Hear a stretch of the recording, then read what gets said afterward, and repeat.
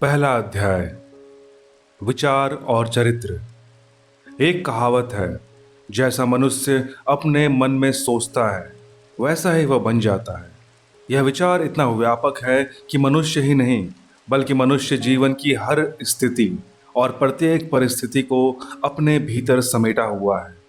यह सत्य है कि मनुष्य पूर्णतः वही है जो वह सोचता है, और उसका चरित्र उसके विचारों का ही कुल जमा योग है। जिस तरह धरती की गहरी परतों के नीचे छिपा कोई बीज बिना अंकुरन के बाहर नहीं आ सकता, इसी तरह व्यक्ति का प्रत्येक कर्म उसके विचारों का परिणाम है, जो कि ठीक बीज में अदृश्य प्रभाव की तरह है। विचार अदृश्य हो या स्पष्ट तौर पर दिखने वाले, इन विचारों के बिना किसी भी कार्य की कल्पना नहीं की जा सकती। यह बात स्पष्ट तौर पर सभी प्रकार के कार्यों पर समान रूप से लागू होती है, चाहे उन्हें कितने ही त्वरित, अप्रत्याशित या बिना सोचे किया हुआ अथवा सूझबूझ से किया हुआ माना जाए। कर्म विचारों से ही शोषित व पल्लवित होता है। सुख और दुख इसके फल हैं। व्यक्ति बाग के एक माली की तरह है, जो अपनी बगिया में मीठे और कड़वे फल खुद लगाता है। मन में उपजे विचारों ने ही हमारा निर्माण किया है। हम आज जो कुछ भी हैं उन्हीं विचारों का परिणाम है। अगर व्यक्ति के मन में गलत विचार पल्लवित हैं तो दुख उसके पीछे पीछे वैसे ही चलेगा जैसे किसी बैलगाड़ी में जुते हुए बैल के पीछे पहिए। मनुष्य ही स्वयं को मिटाता और बनाता है। निश्चित जानिए, यदि किसी मनुष्य के विचार पवित्र हैं और उसमें सहन शक्ति है तो यकीनन सुख उसके पीछे पीछे ठीक वैसे ही चलते हुए आएगा जैसे कि उसकी परछाई। मनुष्य जीवन नैसर्गिक नियमों के अनुसार विकास करता है, न कि किसी वास्तुकार की वास्तुकला की तरह। विचारों के भीतर ही कारण एवं परिणाम छिपे होते हैं। यह विचारों के संसार में भी उतने ही स्थिर, सटीक और अपरिवर्तित हैं जितने कि इस प्रत्यक्ष भौतिक संसार में। एक महान व्यक्तित्व और देवतुल्य चरित्र का निर्माण संयोग से अथवा भाग्य से नहीं होता, बल्कि यह लंबे समय तक सही दिशा में निरंतर उत्तम विचारों को दिए गए पोषण का परिणाम है। इसी तरह नीच और क्रूर चरित्र का होना भी मस्तिष्क में निरंतर घृणित और दुष्ट विचारों को स्थान देने का परिणाम है। मनुष्य ही स्वयं को बनाता या मिटाता है। विचारों के कारखाने में वह ऐसे हथियार बना सकता है जो उसे नष्ट कर दे, या ऐसे औजार बना सकता है जिनसे वह अपने रहने के लिए स्वर्ग जैसा आनंददायक और शांतिपूर्ण महल निर्मित कर ले। मनुष्य ही अपने विचारों का मालिक है। वह खुद ही चरित्र के नियत सांचे में ढलने वाला है और अपनी हर परिस्थितियों, माहौल और भाग्य का निर्माता स्वयं ही है। मनुष्य यदि सही विचार चुनता है और उन्हें सही तरीके से क्रियान्वित करता है तो वह मनुष्य देवताओं जैसी पूर्णता को प्राप्त कर सकता है। ठीक इसके विपरीत यदि मनुष्य लगातार गलत विचार चुनता है और गलत तरीके से उनका प्रयोग करता है तो वह पशुओं के स्तर से भी नीचे गिर सकता है। मनुष्य के सारे चरित्र, सारे क्रियाकलाप इन्हीं दो चरम बिंदुओं के मध्य में होता है, अर्थात मनुष्य देवतुल्य, उत्तम, सामान्य, दुष्ट या नीच, उधम जो कुछ भी होते हैं वह स्वयं ही अपने चरित्र का निर्माण करने वाला और उसका स्वामी है। वर्तमान काल में बहुत से पुराने और सुंदर सत्यों को संरक्षित कर प्रकाश में लाया गया है, पर उनमें कोई भी इतनी आनंदमय और लाभदायक नहीं, उतना दैवीय और विश्वास बढ़ाने वाला नहीं है जितना यह तथ्य कि मनुष्य अपने विचारों का स्वामी है, अपने चरित्र को स्वयं ढांचे में ढालने वाला है और स्वयं ही अपनी परिस्थितियों, माहौल और भाग्य का निर्माता है। जो खोजता है वही पाता है। शक्ति, बुद्धि, प्रेम और विचारों का मालिक होने के नाते मनुष्य के हाथ में भी वह चाबी है जिससे वह हर परिस्थिति को अपने नियंत्रण में ले सकता है, अपना कायाकल्प या नवीनीकरण कर सकता है, चाहे जो चाहे वह बन सकता है।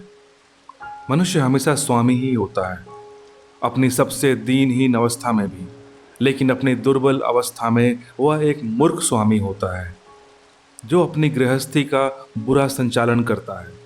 जब वह अपनी स्थिति पर विचार करने लगता है और उन नियमों की तलाश में तत्परता से लग जाता है जिन पर उसका निर्माण हुआ है, तो वह एक बुद्धिमान स्वामी होता है। तब वह अपनी समस्त ऊर्जा और बुद्धि अपने विचारों को लाभदायक और फलदायी बनाने में लगाता है। ऐसा मनुष्य जागृत और चैतन्य स्वामी होता है, और ऐसा वह आंतरिक चेतना से विचारों के नियमों को खोजकर आत्मविश्लेषण और अनुभवों के आधार पर कर सकता है। बहुत खोजने और खुदाई करने के बाद ही खानों में से सोना और हीरे प्राप्त किए जाते हैं। मनुष्य भी अगर अपनी आत्मा में गहराई तक उतरे तो अपने से जुड़े हर सत्य को पा सकता है। वह जान सकता है कि उसी ने अपने चरित्र का निर्माण किया है, अपने जीवन को इस सांचे में ढाला है, अपनी नियति को गढ़ा है। इस तरह यह सिद्ध हो सकता है कि विचारों पर नज़र रखने, उन पर नियंत्रण रखने और उन्हें बदलने से उस पर, उसके जीवन पर, दूसरों के जीवन पर कितना प्रभाव होता है। और कर्मों और परिणामों को धैर्य, अभ्यास, गहन विश्लेषण और अपने हर अनुभव का प्रयुक्त करके आत्मज्ञान प्राप्त किया जा सकता है, जो है समझबूझ, बुद्धिमानी और शक्ति। जो ढूंढता है वह पाता है, जो द्वार खटखटाता है उसके लिए दरवाजे खुल जाते हैं। यह एक शाश्वत नियम है। धैर्य, अभ्यास और अटल संकल्प से ही मनुष्य ज्ञान के मंदिर में प्रवेश पा सकता है। दूसरा अध्याय, विभिन्न परिस्थितियों का विचारों पर प्रभाव। मनुष्य के मन को एक बगीचे के तौर पर देखा जा सकता है, जिसे एक माली या तो बुद्धिमानी से विभिन्न पोषण पदार्थ देकर हरा भरा रख सकता है या लापरवाह होकर उसे उजाड़ सकता है। माली चाहे तो इस बगीचे को पुष्पित पल्लवित करने के लिए जोते अथवा उसकी उपेक्षा करे। जिसे भी अपनाया जाएगा वह अवश्य ही परिणाम देगा। बगीचे में उपयोगी बीजों का रोपण न होने पर वहाँ बेकार की खरपतवार उगेंगी, और इसे नहीं हटाया गया तो वैसे ही खरपतवार अधिक मात्रा में होकर उस बगीचे पर कब्जा कर लेंगी। बगीचे में जिस तरह से माली एक एक बीज को बोता है, एक एक पौधे का रोपण करता है, फिर पौधे के अनुरूप पानी सींचता है, इन पौधों की वृद्धि के साथ वहाँ उगी खरपतवार को दूर करता है और उन फल फूल को लगाते हैं जो उनकी ज़रूरत के हैं, उसी प्रकार हमें मनुष्यों को भी अपने मन रूपी बगीचे की देखभाल करनी चाहिए। अनावश्यक, दूषित और व्यर्थ के विचारों को मन में स्थान नहीं देना चाहिए। यह ठीक बगीचे की तरह है। यदि इन अनुचित विचारों से स्थान भरा होगा तो अच्छे विचारों के लिए जगह नहीं होगी। मन हो या बगीचा, दोनों के पास जगह सीमित है। मनुष्यों को चाहिए कि वह अपने उस मन रूपी बगीचे में सकारात्मक, शुद्ध, उपयोगी और सही विचारों को पोषित, पल्लवित करे। इस प्रक्रिया को यदि ईमानदारी से अपनाया जाए तो एक वक्त ऐसा आएगा जब मनुष्य अपने मन रूपी बगीचे का माली हो जाएगा, जब उसका उसकी भीतरी स्थितियों पर पूर्ण नियंत्रण भी हो जाएगा। मनुष्य यदि अपने विचारों की वास्तविकता को समझे तो निश्चित ही इस घटनाक्रम को समझा जा सकता है कि मन, चरित्र, परिस्थितियां और भाग्य सभी अच्छे या बुरे विचारों के माध्यम से सृजित होते हैं। आप और हम आज जहाँ भी हैं, यह सब कुछ हमारे विचारों के कारण ही संभव हुआ है। विचार और चरित्र मूलतः एक ही है, क्योंकि वातावरण और परिस्थितियों के कारण ही चरित्र का निर्माण होता है। चरित्र निर्माण मनुष्य जीवन की बाहरी परिस्थितियों और भीतरी अवस्था का परस्पर संबंध व तालमेल से धीरे धीरे निर्मित होती है। इसलिए चरित्र दीर्घकालीन प्रक्रियाओं का परिणाम है। इसका यह मतलब नहीं कि किसी भी समय पर जैसी हमारी परिस्थिति है वे हमारे पूरे चरित्र को प्रदर्शित करती है। इसका अर्थ यह है कि वह तमाम परिस्थितियां हमारी विचारधारा के किसी जरूरी पहलू के साथ तथा उस निश्चित समय के लिए इतनी नज़दीकी से जुड़ी हुई है कि वे हमारे प्रगति के लिए आवश्यक है। मनुष्य की आत्मा गुप्त रूप से जिसे भी चाहती है, जिस किसी से भी प्रेम करती है और जिससे भी डरती है, अंततः वह उसे आकर्षित करती है। आज हम या आप जहाँ भी खड़े हैं वहाँ हमारे विचारों के कारण ही संभव हुआ है। यही विचार जिन्हें हमने अपने भीतर अदृश्य चरित्र में स्थापित कर रखा है। यह विचार ही हमें इस स्थिति तक लेकर आया है। चाहे ये विचार अच्छे हों या बुरे, इनका स्वतः मूल्यांकन किया जा सकता है। तो स्पष्ट है कि हमारे जीवन की संरचना में संयोग के लिए कोई स्थान नहीं है। लेकिन इतना सच है कि सब कुछ उस नियम का परिणाम है जो कि अचूक है और अपरिवर्तित भी। यह बात उनके लिए एकदम सही है जो अपनी परिस्थितियों के तालमेल से विपरीत होने का अनुभव करते हैं, और उनके लिए भी जो परिस्थितियों से संतुष्ट रहते हैं। एक प्रगतिशील और जागृत मनुष्य के रूप में तुम जिस स्थान पर भी हो, वहां से जीवन में प्रगति कर सको, यह ध्येय अनिवार्य है। इसलिए जैसे ही तुम इन परिस्थिति में निहित आध्यात्मिक सबक को भीतर से सीख लेते हो, वह चली जाती है और दूसरी नई परिस्थितियों के लिए जगह बनाती है। हम परिस्थितियों द्वारा कष्टों को तब तक ही सहन करते हैं जब तक कि हम इसमें लीन होते हैं और विश्वास करते हैं कि हम बाहरी परिस्थितियों द्वारा प्रभावित होते हैं। लेकिन जैसे ही हमें यह एहसास होता है कि हम एक ऐसे मनुष्य हैं जो परिस्थिति जन्य नहीं है, इसके हिसाब से बदल जाएं, तो हम परिस्थितियों को बदलने का सामर्थ्य हासिल कर लेते हैं। जिस किसी ने भी आत्म परीक्षण और आत्म संयम का अभ्यास किया है, वह यह जानता है कि परिस्थितियां विचारों से ही पनपती हैं, क्योंकि उन्होंने निकटता से यह महसूस किया होता है कि उनकी परिस्थितियों में हुए बदलाव उनकी मानसिक स्थिति में किए गए बदलाव के अनुरूप ही होते हैं। यह एकदम सत्य है कि जब हम उत्सुकता और उत्साह के साथ अपने चरित्र की कमियों को दूर करने में स्वयं को लगा देते हैं, तो हम बहुत जल्दी प्रगति की तरफ बढ़ने लगते हैं और बहुत सारे परिवर्तन हमारे जीवन के सामने प्रकट हो जाते हैं। मनुष्य की आत्मा जिसे भी गुप्त रूप से चाहती है, जिससे प्रेम करती है और जिससे डरती है, वह एक तरह से उसे आकर्षित करती है। यह संयोगी हुई शक्ति आकांक्षाओं की ऊंचाई तक पहुंचाती है और वह अनिश्चित बार बार प्रकट होने वाले भय की गहराइयों तक जाती है। परिस्थितियां वह माध्यम है जिस पर विजय या पराजय के बाद आत्मा स्वयं को प्राप्त करती है। प्रत्येक विचार रूपी बीज जिसे मन की परतों में बोया जाता है या जड़ पकड़ने दिया जाता है, फसल देती ही है और देर सवेर किसी कार्य के रूप में फलता फूलता ही है। उसमें परिस्थितियों के अनुरूप ही फल पकते हैं। अच्छे विचार के माध्यम से अच्छे फल और बुरे विचार के माध्यम से बुरे फल प्राप्त होते हैं। बाहरी परिस्थितियां मनुष्य के अंतर्मन का निर्माण करती हैं, और परिस्थितियां चाहे अच्छी हों या बुरी, यह वे घटक हैं जो किसी मनुष्य को प्रभावित करते हैं। विपरीत परिस्थितियां मनुष्य को बहुत कुछ सिखाती है। अपनी फसल को हम स्वयं काटते हैं, इसलिए कष्ट हो या आनंद, दोनों से ही हम सीखते हैं। वास्तव में जो हमें चाहिए उसे हम आकर्षित नहीं करते, बल्कि उसे आकर्षित करते हैं जो हम हैं। हम अपनी उन सभी आंतरिक इच्छाओं, आकांक्षाओं, विचारों का अनुसरण करते हुए जिन्हें हम अपने पर हावी होने देते हैं, अंततः वे हमारे जीवन में बाहरी परिस्थितियों के रूप में होने के साथ धीरे धीरे भीतरी पूर्णता तक पहुंचते ही हैं।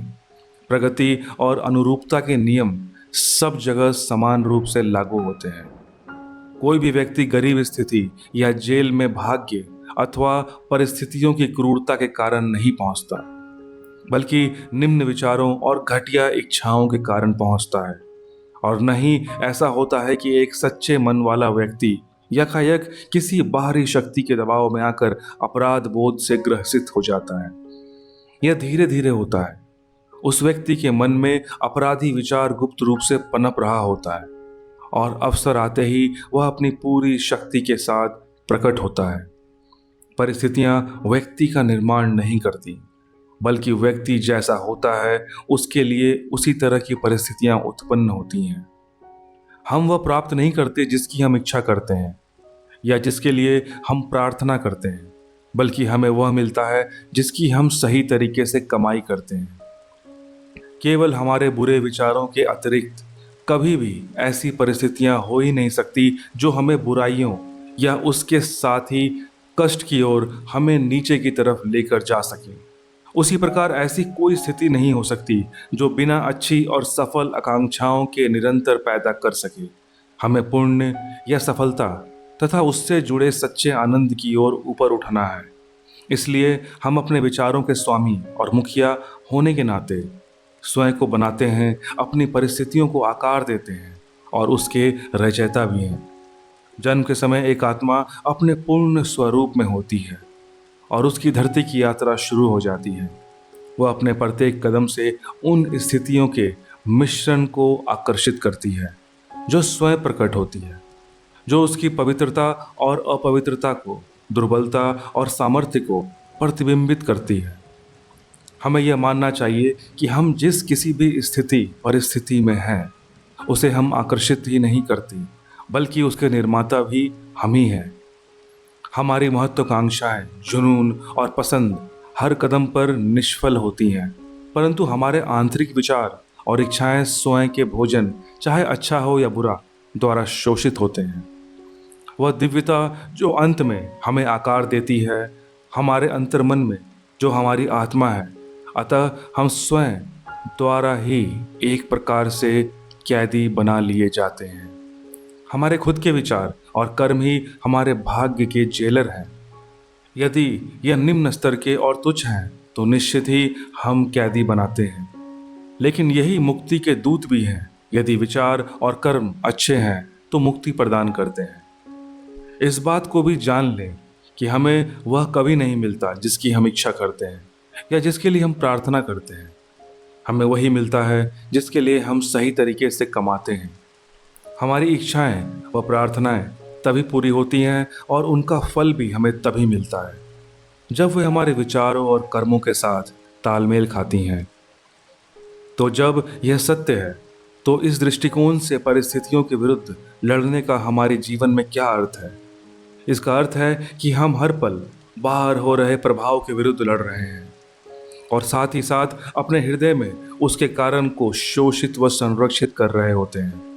यह कारण या तो बुराई या कमजोरी का रूप ले सकता है, लेकिन चाहे कुछ भी हो, वह दृष्टिकोण धारण करने वाले के प्रयत्नों को मजबूती से रोकता है और किसी हल को खोजने को मजबूर करता है। यह एक विडंबना ही है कि हम में से अधिकांश व्यक्ति अपनी परिस्थितियों में जो सुधार लाना चाहते हैं, लेकिन स्वयं में बिल्कुल नहीं, और इसलिए हम ना चाहते हुए भी एक दुविधा में बंधे रहते हैं। केवल एक ही चीज है, यदि हम ईमानदार तरीके से आत्म परीक्षण से मुंह न मोड़ें तो हम कभी भी वह पाने से वंचित नहीं होंगे जिसे कि हमारा दिल चाहता है। यह सभी भौतिक विषयों के लिए उतना ही सत्य है जितना कि दैवीय विषयों के लिए। यदि हम केवल धन प्राप्ति करना चाहते हैं तो अपने लक्ष्य को प्राप्त करने से पहले हमें अनेक महान व्यक्तिगत त्याग करने को तैयार रहना चाहिए। और वे मनुष्य जो सशक्त और शांत जीवन चाहते हैं, उन्हें तो और भी अधिक त्याग करना होगा। जैसे कि कुछ लोग हैं जो अत्यंत गरीब हैं, वे बहुत बेचैन और परेशान रहते हैं कि उनके आसपास का माहौल और घरेलू सुख सुविधाएं सुधरनी चाहिए। फिर भी वे अपने काम से मुंह चुराते हैं और यह मानते हैं कि अपने मालिकों को धोखा देकर वे सही कर रहे हैं, क्योंकि उन्हें बहुत कम वेतन मिलता है। ये लोग इस मूलभूत सिद्धांत को नहीं समझ पा रहे होते हैं, जो कि सच्ची समृद्धि का आधार है, और न केवल अपनी गरीबी से बाहर निकलने के लिए अयोग्य है, बल्कि बुरी परिस्थितियों के बारे में सोच सोचकर उसे वास्तव में अपने जीवन में आकर्षित कर रहा है। असल में ऐसे सभी लोग कमजोर, आलसी और भ्रमित विचारों में जी रहे हैं।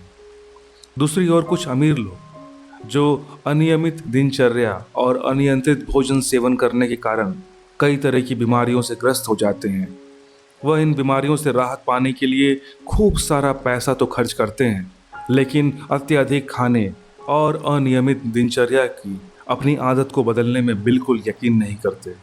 उन्हें अपनी इच्छा संतुष्ट करने वाले चटपटे और लजीज व्यंजन ही पसंद होते हैं और वह उनसे ही सभी संतुष्टि पाना चाहते हैं।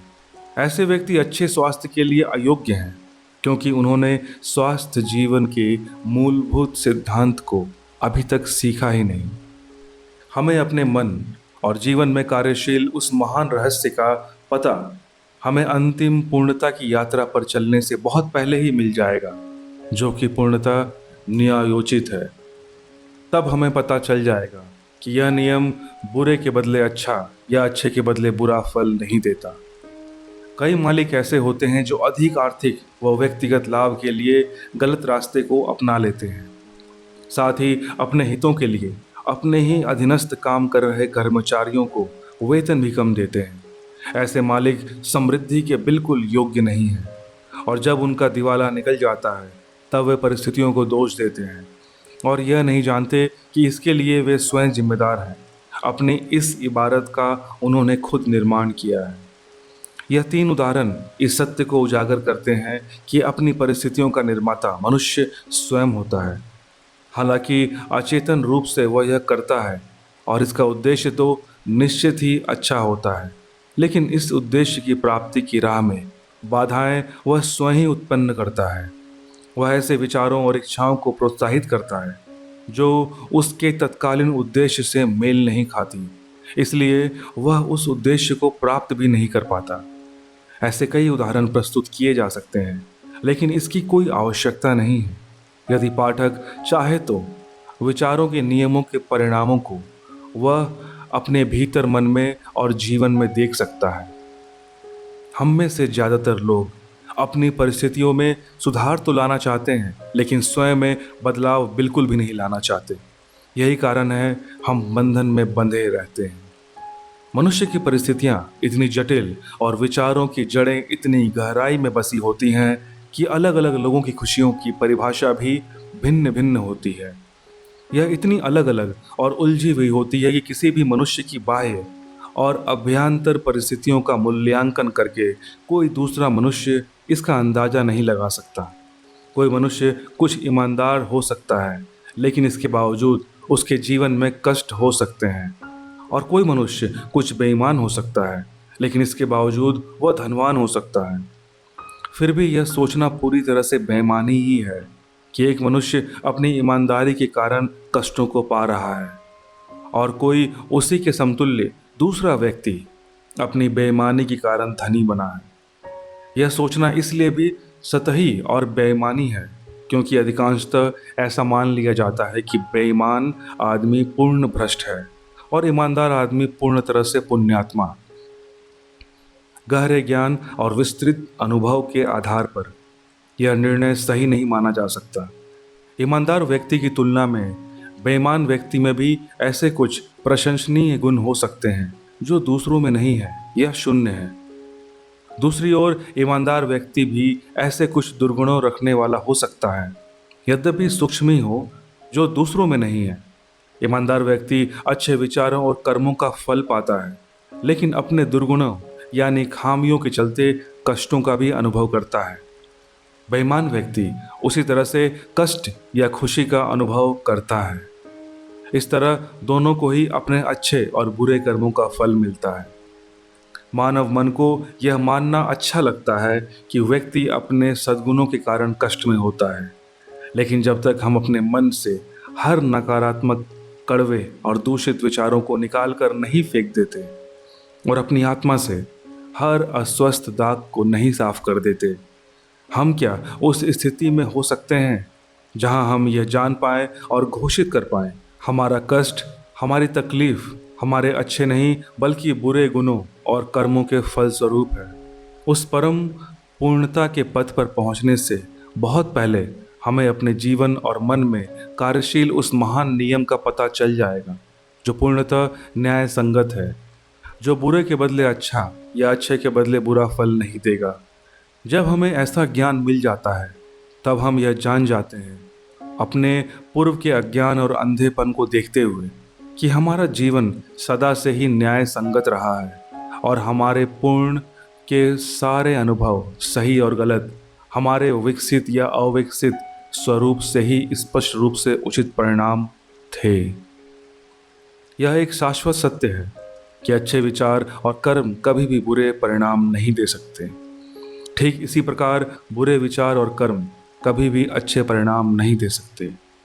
इसी तरह एक अटल सत्य बस यही कहना है कि आम के पेड़ से हमें आम का ही फल प्राप्त होता है और नीम के पेड़ से नीम का ही फल मिलता है और कुछ नहीं।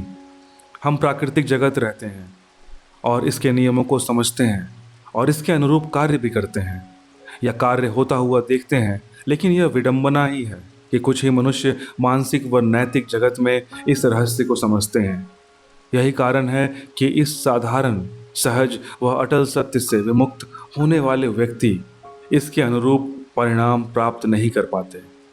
जब तक हम उत्साहित, स्वस्थ और समृद्धि प्राप्त नहीं होते, तो इसके यह मायने हैं कि आंतरिक तौर पर हमारे विचारों में भारी गड़बड़ी है। कष्ट या पीड़ा आपके द्वारा गलत दिशा में लगाए गए विचारों का परिणाम है। यह एक संकेत है कि हमारा जीवन अपने आप से, अपने अस्तित्व के नियम से तालमेल नहीं बैठा पा रहा है। कष्ट का एकमात्र और उच्चतम कार्य शुद्धि करना है, और वह सब जो पूरी तरह बेकार और अशुद्ध है उसे जला देना या नष्ट कर देना। अपने उस मन मस्तिष्क को खत्म कर देना जो कष्टों का कारण है। फिर वह शुद्ध और शेष रहेगा। एक बार जब सोने से मैल हट जाता है तो उसे जलाते रहने का कोई अर्थ नहीं निकलता। इसी तरह पूरी तरह से शुद्ध व ज्ञान से साक्षात्कारी व्यक्ति कष्ट में नहीं रहता। ऐसी परिस्थितियां जिनसे हम कष्ट प्राप्त करते हैं वह हमारी मानसिक असंगति का परिणाम है। ऐसी परिस्थितियां जिनके होने से हम कृपा, आनंद और उत्साह से भर जाते हैं वे हमारी मानसिक संगति का नतीजा है। कृपा, आनंद और उत्साह यह सब मानसिक पवित्रताएं हैं। यह भौतिक संपत्तियों से नहीं बल्कि सही विचार और उसके लिए अपनाए गए स्पष्ट दृष्टिकोण से संबंधित है। इसी प्रकार हमारे कष्ट और क्लेश भौतिक संपत्ति की कमी से नहीं बल्कि अनुचित विचारों से संबंधित है। कुछ लोग दुखी और अमीर होते हैं, कुछ लोग सुखी और गरीब होते हैं। यह परस्पर विरोधाभास है। पवित्रता और अमीरी का मिलन तभी हो पाता है जब धन का सही और विवेकपूर्ण तरीके से उपयोग किया जाता है। वहीं निर्धन या गरीब अधिक कष्टों को तभी पाता है जब वे मन को यह दिलासा देने में कामयाब हो जाते हैं कि उन पर बेवजह ही बोझ लाद दिया गया है। गरीबी और अति भोग पीड़ा के दो चरम पहलू हैं। ये दोनों ही अस्वाभाविक हैं और दोनों ही मनुष्य की मानसिक असंतुलन का नतीजा है। जब तक हम खुश, स्वस्थ और समृद्ध नहीं होते, तो यह इस बात का सूचक है कि हमारे आंतरिक विचारों में गड़बड़ी है। खुशी, स्वास्थ्य और समृद्धि का संबंध हमारी भीतरी और बाहरी परिस्थितियों से है। यह उत्साह उन परिस्थितियों के तालमेल का ही अंतिम परिणाम है। जब हम शिकायत या निंदा करना बंद करते हुए उस छिपे हुए अदृश्य गूढ़ रहस्य या नियम को जो हमारे जीवन को संचालित करता है की खोज में जुट जाते हैं, तब हम खुश, स्वस्थ और समृद्ध होना शुरू हो जाते हैं। एक बार जब हम अपने मन से इस नियम को संचालित करने के गुण अपना लेते हैं, तो हम दूसरों पर हमारे लिए उत्पन्न किए जाने वाले कष्टों का दोषारोपण करना बंद कर देते हैं। हम परिस्थितियों पर चीखना चिल्लाना बंद करते हुए अपने तीव्र विकास के लिए अपने भीतर छिपी शक्तियों और संभावनाओं का एक अनमोल और अचूक साधन के रूप में प्रयोग करना शुरू कर देते हैं। हम अपनी परिस्थितियों को प्रत्यक्ष रूप से चुनाव नहीं करते, बल्कि अपने विचारों का चुनाव करते हैं। अन्याय नहीं न्याय, भ्रष्टाचार नहीं सदाचार, यही सृष्टि के सबसे प्रबल सिद्धांत है और यही संसार को ढालने और चलाने वाली शक्तियां हैं। इसका स्पष्ट रूप से अर्थ यह है कि मनुष्य को बस स्वयं को ही सही करना है और उसके बाद वह देखेगा कि संसार अपने आप सही हो गया है। अगर किसी ने अपनी आंखों पर काला चश्मा लगा रखा है तो उसे संसार काला ही दिखेगा। यदि हमारा संसार को देखने का नजरिया त्रुटिपूर्ण होगा तो संसार भी हमें त्रुटिपूर्ण ही दिखाई देगा। जिस भी समय हम अपने नजरिए और विचारों में बदलाव कर सकते हैं, उसी समय से संसार और उसमें घटने वाली घटनाओं में भी अकस्मात बदलाव आ जाते हैं। संसार के हर एक व्यक्ति में इस सत्य के प्रमाण मौजूद हैं। इसे नियमित आत्म परीक्षण और आत्मविश्लेषण के सरल मूल्यांकन द्वारा जाना व समझा जा सकता है। यदि हम इस मूलभूत तौर पर किए गए अपने विचारों के बदलाव को देखें, तो हम अपने भौतिक जीवन की विभिन्न परिस्थितियों में आए अचानक बदलाव को देखकर दंग रह जाएंगे। इस रूपांतरण के बाद हमें ऐसा लग सकता है कि हम अपने इस नायाब विचारों को गुप्त रख सकते हैं, लेकिन ऐसा नहीं है, बल्कि यह सौभाग्य से जल्द ही हमारे आदत में बदल जाते हैं और यही आदत परिस्थितियों का रूप धारण कर लेती है। अच्छे विचार और कार्य कभी भी नकारात्मक परिणाम नहीं दे सकते। वही नकारात्मक विचार और कार्यों से कभी भी आप अच्छे परिणामों की अपेक्षा नहीं कर सकते। निकृष्ट विचार, आक्रोश व नशे का सेवन करना धीरे धीरे आदत बनते हैं और यही आदत परिणाम स्वरूप व्यक्ति को कष्ट, पीड़ा और गरीब का रूप देते हैं। व्यक्ति के यह विनाशकारी विचार स्वयं को उलझाने वाली थकाऊ आदतें बन जाती हैं, जो हमारा लक्ष्य से ध्यान भंग करने वाली और विपरीत परिस्थितियों को आकार देने वाली होती हैं। डर, संशय और अनिर्णायक विचार कमजोर व बेमेल आदतों का रूप लेते हैं, जो असफलता, गरीबी और दूसरों पर बोझ बनने की परिस्थितियों के रूप में आकार लेती हैं। आलसी विचार बेईमानी और गंदगी का रूप लेते हैं, जो दरिद्रता और पतन का आकार लेते हैं। घृणित और दंडित विचार हिंसा और आरोप लगाने की आदत का रूप लेते हैं, जो चोट लगने व दंड मिलने वाली परिस्थितियों का आकार लेते हैं। हर तरह के स्वार्थी विचार केवल स्वार्थीपन को ही जन्म देते हैं, जो उन परिस्थितियों का निर्माण कर देते हैं जो व्यक्ति के लिए दुखदायी होती हैं। जैसे ही हम अपने स्वार्थी व विनाशकारी विचारों का त्याग करते हैं, वैसे ही यह पूरी कायनात हमारे प्रति मृत्यु भाव को समेटते हुए हमारी ओर बढ़ने लगती है और हमारी मदद करने को तैयार हो जाती है। यदि हम इसके ही दूसरे पक्ष को हम देखें, तो अच्छे विचार कृपा और अच्छाई उत्साह का रूप धारण कर लेती है, जो प्रिय और सुखद परिस्थितियों को आकार देती है। रचनात्मक विचार आत्म संयम और संतुलित मन का रूप लेते हैं, जो शांति और विश्रांति की परिस्थितियों का आकार लेते हैं। साहस, आत्मनिर्भरता के विचार सशक्त और फलदायी आदतों का रूप लेते हैं, जो सफलता और प्रचुरता और मुक्ति की परिस्थितियों को आकार देते हैं। ऊर्जापूर्ण विचार अच्छी व आगे बढ़ने वाली आदतों को जन्म देते हैं। मृदुल व क्षमाशील विचार मृदुलता की आदत का रूप लेते हैं, जो सुरक्षित व स्वस्थ परिस्थितियों को आकार देते हैं। प्रेमपूर्ण व निस्वार्थ विचार दूसरों के लिए स्वयं को भूल जाने की आदत का रूप लेते हैं, जो निश्चित और स्थायी प्रचुरता व सच्ची समृद्धि की परिस्थितियों को आकार देते हैं। लंबे समय तक एक ही तरीके की विचार, चाहे वह अच्छी हो या बुरी, चरित्रता और परिस्थितियों पर अपना प्रभाव जरूर डालती है। यकीनन हम अपनी परिस्थितियों को प्रत्यक्ष रूप से चुनाव नहीं कर सकते, लेकिन अपने विचारों का चुनाव कर सकते हैं, और यह एक छोटा सा बदलाव अप्रत्यक्ष रूप से निश्चित ही हमारे द्वारा सोची गई परिस्थितियों को आकार दे सकता है। जो मनुष्य अपने विचारों को अपने उद्देश्यों के साथ जोड़ते हैं, वह अपने मानसिक शक्ति के जागरूक और बुद्धिमान शासक बन जाते हैं।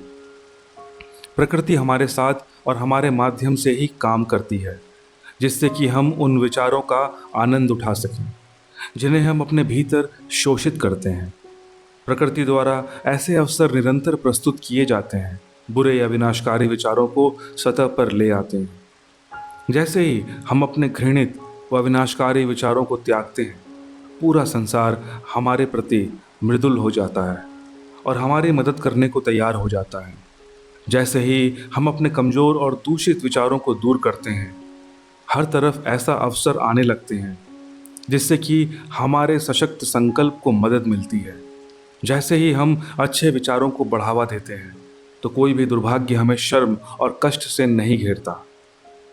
संसार हमारे भीतर निर्मित हुए इस बहुरूप को दिखाने वाला टेलीस्कोप है और हर क्षण वह विभिन्न रंगों को प्रस्तुत करता है, जो कि हमारे निरंतर उभरते विचारों के अद्भुत चित्र हैं। तीसरा अध्याय, विचारों का स्वास्थ्य और शरीर पर प्रभाव।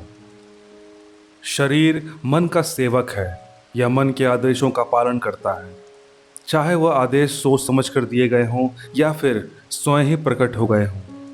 शरीर सेवा की प्रकृति से बंधा हुआ है, यह आदेशों को नज़रअंदाज नहीं कर सकता। मानव शरीर दूषित विचारों के चलते जल्द ही बीमार के कारण कमज़ोर पड़ जाता है और पतन की ओर बढ़ने लगता है। मन को हर्षित और सुंदर विचार प्राप्त होते हैं, तो यह इस आज्ञा का पालन करते हुए शरीर को सुंदरता और यौवन से सुसज्जित करना शुरू कर देता है। परिस्थितियों की तरह ही रोग और स्वास्थ्य की जड़ें भी विचारों में ही निहित होती है। रोगग्रस्त विचार स्वयं को बीमार शरीर द्वारा प्रकट करेंगे। ऐसा पाया गया है कि भय के विचार व्यक्ति को उतनी ही जल्दी मार डालते हैं जितना कि बंदूक की किसी गोली या कोई अन्य हथियार। और यह भय व्याप्त विचार हजारों की संख्या में लोगों को निरंतर इसी तरह लेकिन धीरे धीरे मार रहे हैं। ऐसे व्यक्ति जो किसी न किसी बीमारी के हो जाने के डर में जीते हैं, अमूमन उन्हें वही बीमारी पकड़ती है। चिंतित विचार या कि चिंता बहुत ही जल्द ही पूरे शरीर को हतोत्साहित करती है और शरीर को रोग के प्रवेश के लिए कमजोर बना देती है। गलत विचार भले ही शारीरिक तौर पर प्रहार न करे, लेकिन मन और मस्तिष्क पर इनका बहुत गहरा असर होता है। चिंतित विचार अच्छे विचारों की तरह ही बहुत जल्दी ही क्रिया करना शुरू कर देते हैं और पूरे शरीर को हतोत्साहित करते हुए उसे बीमारियों के प्रवेश के लिए अनुकूल बना देते हैं। सशक्त, शुद्ध और प्रसन्न विचार व्यक्ति के शरीर को जोश और सकारात्मक ऊर्जा से भर देते हैं। शरीर नाजुक और जल्द ढल जाने वाला यंत्र है और उन सभी विचारों पर तत्परता से प्रतिक्रिया करता है जो उस पर अपना प्रभाव डालते हैं। यह सभी विचार आदत का रूप धारण करके शरीर पर उसका प्रभाव छोड़ेंगी, चाहे वे अच्छी हो या बुरे। भोजन की शैली में जिसने भी सकारात्मक बदलाव नहीं किया है, उनके विचार भी उनकी मदद नहीं करेंगे। भोजन की शैली विचारों को शोषित करती है। जब तक व्यक्ति के मन मस्तिष्क में अशुद्ध और अस्वस्थ विचार का प्रभाव होगा, तो उनमें उसी के अनुरूप अशुद्ध और अस्वस्थ रक्त प्रभावित होगा। स्वस्थ हृदय से शुद्ध जीवन और शुद्ध शरीर उत्पन्न होता है। दूषित मन से अस्वस्थ जीवन और अशुद्ध शरीर ही जन्म लेता है। मन और मस्तिष्क विचारों का, कर्म का और जीवन का उत्साहपूर्वक प्रकट करने का मूल स्रोत है।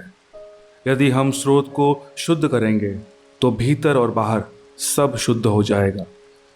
अच्छे विचार ही अच्छी आदतों का निर्माण करते हैं। भोजन की शैली बदलना उन लोगों की मदद नहीं करेगा जो अपने विचारों को नहीं बदलना चाहते। जब हमारे विचार शुद्ध होते हैं, तब हमें अशुद्ध भोजन की चाह नहीं होती। स्वस्थ विचार ही हमारे आदतों का निर्माण करते हैं। जिसने भी अपने विचारों को सशक्त और शुद्ध किया है, उन्हें किसी भी हानिकारक परिस्थितियों से भयभीत होने या घबराने की जरूरत नहीं होती। यदि आप अपने शरीर को पूरी तरह स्वस्थ रखना चाहते हो, तो अपने मन और मस्तिष्क की रक्षा करो। यदि आप शरीर को नया रखना चाहते हो, उसे अच्छा बनाना चाहते हो, तो सबसे पहले अपने मन को सुंदर बनाओ। दुर्भावना, जलन, निराशा, उदासी के विचार शरीर के स्वास्थ्य और उसकी निर्मल चमक को खत्म कर देते हैं। चिड़चिड़ा चेहरा एकाएक नहीं बन जाता, वह उग्र विचारों से बनता है। जो झुर्रियाँ चेहरे को खराब दिखाई देती हैं, वह मूर्खता, पीड़ा और घमंड के कारण ही उत्पन्न होती हैं। तनावग्रस्त व्यक्ति का चेहरा ही सामान्य की तुलना में बीमार और मुझायों जैसा दिखाई देता है। चिड़चिड़े चेहरे पर चमक शून्य हो जाती है। इसे कई बार सामान्य तौर पर भी देखा जा सकता है। इसके पीछे सिर्फ उन मूर्खता, पीड़ा और घमंड जैसे अति उग्र विचारों का हाथ होता है जिन्हें व्यक्ति ने स्वयं धीरे धीरे शोषित किया है। मैं एक ऐसे महिला को जानता हूँ जो 96 साल की है, लेकिन उनका चेहरा किसी छोटी बच्ची के भोलेपन की तरह तेजस्वी और निखरा हुआ दिखाई देता है। मैं एक ऐसे आदमी को भी जानता हूँ जो है तो अधेड़ उम्र का, लेकिन उसका चेहरा अप्राकृतिक झुर्रियों से भरा हुआ है। एक खुश मिजाज दिल सकारात्मकता का नतीजा है, जो दूसरा कष्ट वह असंतुलित का। एक हम सब जानते हैं कि हम रहने के लिए एक सुंदर और परिपूर्ण जगह का निर्माण तब तक नहीं कर सकते जब तक कि हम हवा और रोशनी को अपने कमरे में मुक्त रूप से आने जाने न दें। वैसे ही एक सशक्त शरीर व नूरानी, खुश और शांत चेहरा तब ही मुमकिन हो सकता है जब हम अपने मन में हर्ष, सद्भावना और शांत विचारों को मुक्त भाव से आने की खुली छूट दें। वृद्ध लोगों के चेहरे पर सहानुभूति की झुर्रियां होती हैं। कुछ सशक्त और शुद्ध विचारों से बनती हैं और अधिकांश नकारात्मक भावनाओं द्वारा, और कौन इसमें फर्क नहीं देख पाता। जाहिर है, जिन्होंने न्याय संगत जीवन जिया है उनका जीवन शांतिपूर्ण, स्तब्ध और मृदुल हो चुका है, अस्त होते सूर्य की तरह। शरीर को बीमारियों से दूर रखने के लिए सबसे अच्छा और उत्तम यह है कि जिंदा दिल विचारों को शोषित करें। इससे अच्छा कोई दूसरा चिकित्सा नहीं है। दुख और शौक की परछाई को हटाने के लिए सद्भावना जैसी तसल्ली देने वाली कोई चीज हो ही नहीं सकती। हाल ही में मैंने एक दार्शनिक को उनकी मृत्यु के अंतिम क्षणों में देखा, या यूं कहूं कि वह मृत्यु शैया पर थे। वह अपने शरीर के अलावा बूढ़ा नहीं दिख रहा था। उसकी मृत्यु उतनी ही शांतिपूर्ण थी जितना कि उसका जीवन था। शरीर की बीमारियों को दूर भगाने के लिए जिंदा दिल विचारों के पोषण से अच्छी व बेहतर कोई अन्य चिकित्सक नहीं है। दुख और शोक की परछाई को हटाने के लिए सद्भावना जैसी तसल्ली देने वाली कोई चीज हो ही नहीं सकती। सदा दूसरों के बारे में नकारात्मक सोचना, अनुचित व दोषपूर्ण भाव रखना, शक करना और ईर्ष्या के विचार रखना ठीक वैसे ही हैं जैसे स्वनिर्मित कारावास में खुश रहना। सबके बारे में अच्छा सोचना, सबके साथ खुश रहना, धैर्य के साथ यह सीखना कि उनमें केवल अच्छा ही देखना, ऐसे निस्वार्थ विचार भाव मनुष्य को स्वर्ग की ओर ले जाते हैं। दिन प्रतिदिन हर प्राणी के प्रति शांतिपूर्ण विचार रखने वाले मनुष्य में अद्भुत शांति आपे आप आने लगती है। चौथा अध्याय, विचार और उद्देश्य। जब तक हमारे द्वारा विचारों को अपने उद्देश्य के साथ नहीं जोड़ा जाता, तब तक जीवन में कोई असामान्य व प्रतिष्ठापूर्ण उपलब्धि हासिल नहीं होती। अधिकांश लोग करते यह हैं कि स्वयं को विचारों की नाव पर बैठाकर सागर में बहती दिशाहीन धाराओं में बहने देते हैं। याद रखिए, दिशाहीनता हर स्तर पर बुरी ही होती है, और जो लोग विपत्ति और विनाश से दूर रहना चाहते हैं उन्हें बेहद सतर्क रहते हुए इस प्रकार की दिशाहीन धाराओं में बहने से खुद को रोकना चाहिए। जिन लोगों के जीवन का कोई उद्देश्य नहीं होता, वे बहुत ही जल्दी निम्न स्तर चिंताओं, बेकार की बातों, भय, समस्याओं और अपने प्रति दया रखने के भाव से ग्रस्त हो जाते हैं, और यह सब कमजोरी की निशानी है। यह सब निकृष्ट विचार हैं जो व्यक्ति को असफलता, अप्रसन्नता, नुकसान की ओर ले जाते हैं। ठीक वैसे ही जैसे सोच समझकर किया गया अपराध, क्योंकि दुर्बलता शक्तिशाली ब्रह्मांड में निवास नहीं कर सकती। निरुद्देश्य व्यक्ति कुछ समय तक तो लोगों की सहानुभूति प्राप्त करता है, लेकिन वह अंदर ही अंदर बड़ी तेजी से नकारात्मक विचारों, चिंताओं, बेकार की बातों, भय और समस्याओं से ग्रसित हो जाता है। व्यक्ति को अपने हृदय में एक न्याय संगत उद्देश्य के बारे में कल्पना करनी चाहिए और उसे यथार्थ बनाने की कार्यशील हो जाना चाहिए। हमें इस उद्देश्य को अपने विचारों का केंद्र बिंदु बना लेना चाहिए। उस समय हमारी प्रकृति कैसी है, उसके अनुसार वह किसी आध्यात्मिक लक्ष्य का या फिर भौतिक वस्तु का रूप ले सकता है। लेकिन जो भी वह हो, हमें अपने सामने रखे इस वस्तु स्थिति पर अपनी विचार शक्ति को पूरी दृढ़ता व विश्वास के साथ केंद्रित करना चाहिए।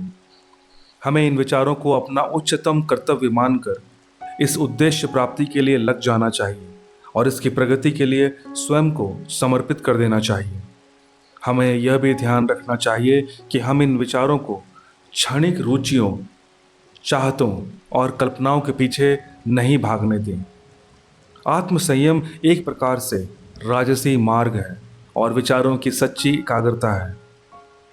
यदि हम बार बार अपने उद्देश्य को पाने में असफल हों, यह तब तक होता रहेगा जब तक हम अपनी दुर्बलताओं से ऊपर नहीं उठ जाते।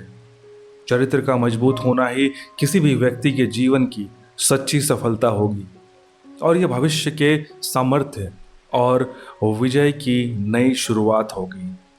वह लोग जो अपने जीवन में किसी महान उद्देश्य को प्राप्त नहीं करना चाहते, उन्हें भी अपने जीवन में विचारों को केंद्रित करके ही कोई कार्य करना चाहिए, भले ही फिर उनका कार्य कितना ही छोटा क्यों ना हो। केवल एक इसी युक्ति से विचारों को एकत्रित करके केंद्रित किया जा सकता है और संकल्प और ऊर्जा को विकसित किया जा सकता है। इसके विकसित हो जाने के बाद ऐसा कुछ भी शेष नहीं रह जाता जिसे कि हासिल न किया जा सके। जिस भी मनुष्य ने संशय और भय पर विजय प्राप्त कर ली है, उसने निश्चित ही हर असफलता पर सफलता अर्जित कर ली है। कमजोर आत्मा अपनी कमजोरी को जानते हुए और इस सत्य में विश्वास रखते हुए कि सामर्थ्य को प्रयत्न और अभ्यास द्वारा ही विकसित किया जा सकता है, तुरंत ही प्रयत्नशील हो जाता है। जिस प्रकार शारीरिक तौर पर कमजोर लोग सतर्क और धैर्यपूर्ण प्रशिक्षण द्वारा अपने आप को सशक्त बनाते हैं, वैसे ही कमजोर विचार वाले लोग स्पष्ट व अच्छी सोच के निरंतर अभ्यास से खुद को सशक्त बना सकते हैं। शंका और भय पर विजय हासिल करना मनुष्य की सफलता का पहला कदम है।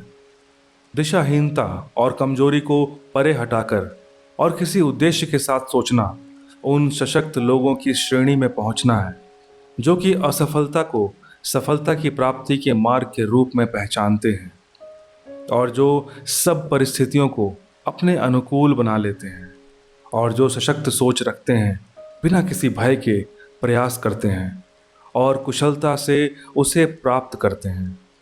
वे हर पल विकास करते हैं और अंततः महान शक्ति प्राप्त कर लेते हैं। इस वैभवपूर्ण और शक्तिशाली ब्रह्मांड में कहीं भी दुर्बलता का निवास नहीं है, सिवाय दुर्बल मनुष्य के भीतर मन को छोड़कर। मनुष्य को चाहिए कि अपने जीवन का उद्देश्य तय करे, इसके बाद मानसिक तौर पर उसे प्राप्त करने का सीधा मार्ग तय करे। जब मार्ग सही से तय हो जाए तो फिर हमें दाएं बाएं ऊपर नीचे देखना नहीं चाहिए। इस पर किसी प्रकार का वाद विवाद भी मन में नहीं होना चाहिए और इसी के साथ संशय और डरों को भी हमें नष्ट कर देना चाहिए। यह वे विच्छेदक तत्व हैं जो हमारे लक्ष्य को भेदने की दिशा में भंग करते हैं। यह विदूषक तत्व हमें असफलता की ओर ले जाते हैं। भय और शंका का मन में उत्पन्न होने से हमारा उद्देश्य, ऊर्जा, शक्ति और सभी शक्तिशाली विचार यकायक रुक जाते हैं। भय और शंका मानव की एकाग्रता के दुश्मन है। यह मनुष्य के आत्मविश्वास के भी दुश्मन है।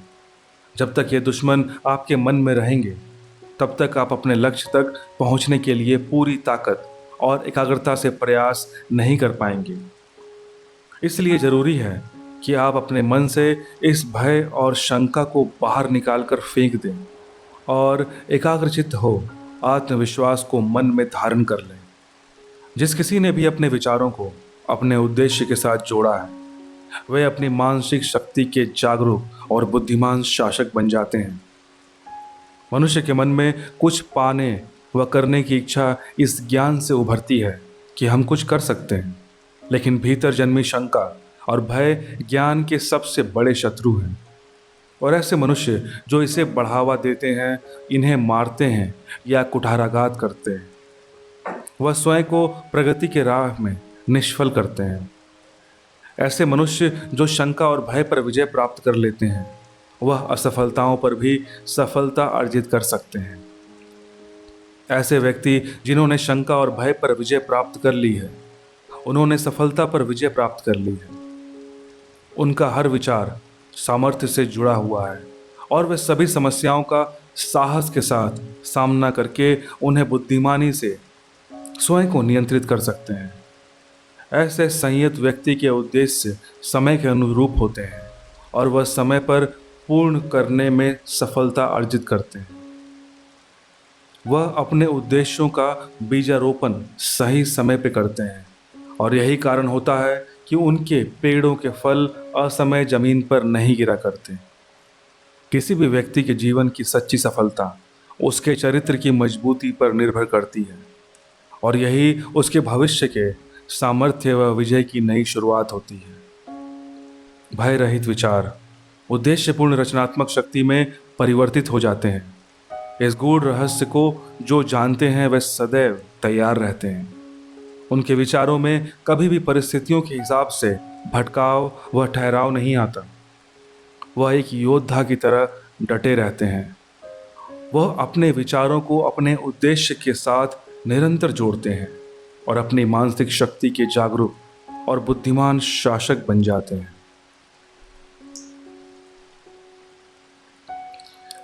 पांचवा अध्याय, विचार उपलब्धियों का एक मुख्य तत्व। मनुष्य जो भी कुछ प्राप्त करता है या जो कुछ भी प्राप्त करने की इच्छा करता है लेकिन उसमें असफल हो जाता है, यह सब उसके अच्छे और बुरे विचारों का ही प्रतिफल है। यह सब संसार में संतुलन बनाए रखने व बिगड़ने के कारण है। प्रकृति में जहाँ संतुलन की कमी होती है वहाँ विनाश हो सकता है। इसी तरह प्रत्येक व्यक्ति की एक निश्चित जिम्मेदारी भी सुनिश्चित है जिसे उसे संतुलित रहते हुए पूर्ण करना चाहिए। सौभाग्य से यह सृष्टि न्यायपूर्ण है। तुम कितने ही ताकतवर हो या कितने ही कमजोरी, कितने ही शुद्ध हो या कितने ही अशुद्ध, तुम में कितनी ही सकारात्मकता या नकारात्मकता व्याप्त क्यों ना हो, यह सब कुछ तुम्हारे अपने हैं, अपने भीतर है। इसके तुम ही मालिक हो या किसी और के नहीं। तुम्हारी अच्छी बुरी, ऊंची नीची, जिस भी प्रकार की दशा है वह सब तुम्हारी अपनी है या किसी और की नहीं है। तुम्हारे भीतर से ही तुम्हारे दुख और सुख फूट रहे हैं और अंदर से बाहर आते हैं। तुम जीवन में जिस तरह से जैसा तुम सोचते हो वैसा ही तुम हो, और जैसा तुम निरंतर सोचते रहते हो वैसे ही तुम बने रहते हो। यह सृष्टि न्यायपूर्ण है, लिहाजा न्याय प्राप्ति के लिए तुम्हें ही कदम आगे बढ़ाने होंगे। संसार का यह निर्विवाद सत्य है कि सशक्त लोग कमज़ोर लोगों की तब तक मदद नहीं करते जब तक कि कमज़ोर लोग मदद लेने के लिए इच्छुक ना हो। बावजूद इसके तब भी कमज़ोर व्यक्ति को स्वयं ही सशक्त होना पड़ता है। उसे स्वयं ही अपने प्रयत्नों के माध्यम से उस ताकत को विकसित व अर्जित करना होगा जिसकी हमेशा दूसरे लोग सराहना करते हैं। याद रखिए, केवल आप स्वयं ही अपनी परिस्थितियों के निर्माता हैं और आप ही इसमें बदलाव ला सकते हैं। जीवन में जैसा तुम सोचते हो वैसे तुम हो, जैसा तुम सोचते रहते हो वैसे तुम बने रहते हो। यही क्रम है जो कि बदलता नहीं है। शोषण करने वाले और शोषित होने वाले दोनों ही अज्ञानतावश सहयोग देते हैं। दोनों ही एक दूसरे को पीड़ा पहुंचाते हैं। वास्तविक स्वरूप में वह अपने आप को तकलीफ दे रहे होते हैं। सामान्य तौर पर किसी व्यक्ति के अर्जित वैभव को पूर्ण ज्ञान कर्म के नियम द्वारा शोषित की कमजोरी और शोषण करने वाले की दमनकारी शक्ति के रूप में देखा जाता है। सृष्टि के नियमानुसार पूर्ण प्रेम दोनों के ही कष्टों को देखकर किसी का भी हनन नहीं कर सकता। पूर्ण करुणा शोषण करने वाले और शोषित होने वाले दोनों को ही अपनाती है। जिस किसी ने भी अपनी कमजोरी पर विजय प्राप्त कर ली है और सभी स्वार्थी विचारों को त्याग दिया है, ऐसे व्यक्ति न तो दमनकारी होते हैं और न ही दमन स्वीकार करते हैं। सही अर्थ में वह पूर्ण रूप से मुक्त होते हैं। सशक्त लोग कमजोर लोगों की मदद के लिए निश्चित ही आगे आते हैं, बशर्ते कि कमजोर लोग भी मदद लेने के लिए कदम आगे बढ़ाएं। हम अपने विचारों को ऊंचाई पर ले जाकर ही ऊंचाइयों को प्राप्त कर सकते हैं, विजय पा सकते हैं और वह सब कुछ पा सकते हैं जिसकी हमने अभिलाषा की है। यदि हम अपने विचारों को ऊपर की ओर न उठाएं तो फिर हम केवल निरर्थक और क्षुद्र व्यक्ति ही बनकर रह जाएंगे। कुछ भी प्राप्त करने के पूर्व, चाहे वह सांसारिक वस्तु ही क्यों ना हो, हमें अपने भीतर उठने वाले विचारों को भोग विलास से ऊपर उठाना चाहिए। हमें सफलता के लिए सब स्वार्थ छोड़ने की ज़रूरत नहीं है, लेकिन इसके कुछ हिस्सों को अवश्य छोड़ देना चाहिए। यदि हमारे प्रमुख विचारों में विलासिता ही है तो हम स्पष्ट रूप से विचारों को सोच नहीं पाते और इसलिए हर क्षेत्र में असफल होते हैं। जब तक हम अपने विचारों को प्रभावशाली तरीके से नियमित व नियंत्रित नहीं करते, तब तक हम विभिन्न कार्यों और गंभीर जिम्मेदारियों को निभाने के काबिल नहीं हो पाएंगे। हम भौतिक तौर पर देखें तो खुद को अकेला देख सकते हैं, लेकिन आंतरिक तौर पर देखें तो ऐसी परिस्थितियों में ना ही हम अकेले कार्य करने के लिए स्वतंत्र हैं और ना ही बिना किसी सहारे के खड़े हो सकते हैं। यह विचार ही है जो हमें अकेलापन का एहसास नहीं होने देते। इन्हें हमने स्वयं चुना है। अच्छे बुरे जैसे भी विचार हों, इनका चयन हमने ही किया है। हम इसके ही दायरे में बंधे हुए हैं। केवल विचारों को आकाश की ऊंचाई तक ले जाने पर ही हम ऊंचाइयों तक पहुंच सकते हैं। तभी हम मन वांछित विजय को प्राप्त कर सकते हैं और सब कुछ हासिल कर सकते हैं। त्याग किए बिना न ही किसी प्रकार की कोई प्रगति हो सकती है और न ही कोई उपलब्धि हासिल की जा सकती है, क्योंकि जीवन में हर एक चीज को हासिल करने के बदले में हमें उसका मूल्य अवश्य चुकाना पड़ता है। हमारी सांसारिक सफलता इस बात से सीधे तौर पर संबंधित है कि हमने किस हद तक स्वार्थ विलासिता के विचारों पर नियंत्रण किया है और अपने मन की अपनी योजनाओं के साथ विकसित तथा अपने संकल्प व आत्मनिर्भरता को सशक्त करने में लगाया है। हम अपने विचारों को जितना उच्चतम रखेंगे, हम उतने ही ज़्यादा तर्कसंगत, सही और आदर्शवादी बन पाएंगे। इसी के साथ उतनी ही अधिक हमारी सफलता होगी और हमारी उपलब्धियां उतनी ही अधिक सकारात्मक, अस्थायी और लोगों के प्रेम व आशीर्वाद से भरी होंगी। लालची, बेईमान और नकारात्मक विचार के मनुष्य का प्रकृति कभी नहीं साथ देती। हालांकि सतही तौर पर यह लग सकता है कि यह सच नहीं है, लेकिन असल में ऐसा नहीं होता। प्रकृति ईमानदार, उदार हृदय, पुण्यात्मा की मदद करती है। अलग अलग युगों में महान शिक्षकों ने यह अलग अलग तरीकों से बताया है और इसको जानने व सत्य साबित करने के लिए आपको अपने सुखद विचारों को सकारात्मक और उच्च बनाकर पुण्यात्मा बनकर कार्य करना होगा। हमने चाहे अच्छे विचारों को चुना हो या बुरे विचारों को, हम हर स्थिति में उसी सीमाओं में बंधे हुए हैं। प्राकृतिक सौंदर्य, बौद्धिक उपलब्धियां, ज्ञान की खोज या फिर जीवन का आनंद, यह सब कुछ सत्य की खोज में समर्पित विचारों का ही प्रतिफल है। इन उपलब्धियों को कईयों बार महत्वाकांक्षियों और अभिमान से जोड़ा जा सकता है, लेकिन यह सब कुछ इन विशेषताओं का प्रतिफल नहीं है, बल्कि निरंतर दीर्घ समय के लिए किए गए कठिन परिश्रम का शुद्ध व निस्वार्थ विचारों का स्वाभाविक परिणाम है। आध्यात्मिक उपलब्धियां पवित्र महत्वाकांक्षाओं की सिद्धि है। जो लोग लगातार पुण्य व उच्च विचारों की भावना रखते हैं, जो उन सब पर चिंता करते हैं जो शुद्ध व निस्वार्थ हैं, सूर्य और चंद्र बाकी पूर्णता की तरह अवश्य ही अपने चरित्र में पुण्यात्मा व ज्ञानी बनते हैं और अपने एक प्रभावशाली और बेहतर स्थिति में ऊंचाई पर पहुंचते हैं। सूक्ष्म सावधानी के द्वारा ही हम अपने जीवन में अच्छे विचारों से प्राप्त सफलता को निरंतर बनाए रख सकते हैं। किसी भी प्रकार की उपलब्धि प्रयत्न का ही राजमुकुट है, विचारों का ताज है। व्यवस्थित रूप से निर्देशित विचार, संकल्प, आत्मसंयम और साधुता की मदद के जरिए ही हम ऊपर की ओर उठते हैं। आलस्य, आत्मसंयम की कमी और विचारों में उपजी नकारात्मकता ही हमारे पतन का कारण बनती है। सौभाग्य से हम इस संसार में हर उस उच्चतम सफलता प्राप्त कर सकते हैं जिसके कि विचारों के माध्यम से अपने केंद्र में लाते हैं और आध्यात्मिक लोक में भी उच्चतम स्थिति तक पहुंच सकते हैं। दूसरी ओर हम फिर निंदक और दंभी, स्वार्थी व नकारात्मक विचारों का आत्मसात कर कमजोर और बुरी स्थिति में पहुंच जाते हैं। ठीक से समझें तो सकारात्मक विचारों के माध्यम से मिली विजय को केवल सावधानी द्वारा ही बनाया जा सकता है।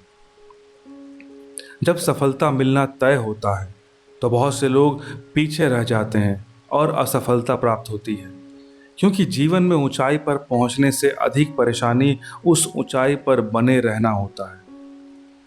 सभी प्रकार की सफलताएं, चाहे वह व्यवसायिक हो, बौद्धिक हो या आध्यात्मिक, निश्चित रूप से आपके द्वारा निरंतर निर्देशित विचारों का ही प्रतिफल होता है और यह उसी नियम के अधीन है और इसका यही एक तरीका भी है।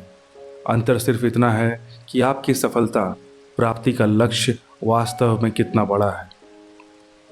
मनुष्य का जीवन में ऊंचाई पर पहुंचने से अधिक परेशानी उस ऊंचाई पर बने रहना होता है। यह एक कड़वा सत्य है। जीवन में ऊंचाई पर पहुंचने से ज़्यादा मुश्किल ऊंचाई पर बने रहना है। वे जिन्होंने जीवन में थोड़ा हासिल किया है, असल में उन्होंने जीवन में थोड़ा ही त्याग किया होता है। दूसरी ओर ऐसे महानतम व्यक्ति जिन्होंने जीवन में अधिक ऊंचाई प्राप्त की होती है, असल में उनका त्याग औरों की अपेक्षा बहुत बड़ा होता है। जीवन में जिन्हें भी उच्चतम सफलता अर्जित करनी है, उन्हें ज़्यादा से ज़्यादा त्याग करने के लिए तैयार रहना चाहिए। महानतम लक्ष्य पाने के लिए अनिवार्य है और इसे तभी पाया जा सकता है।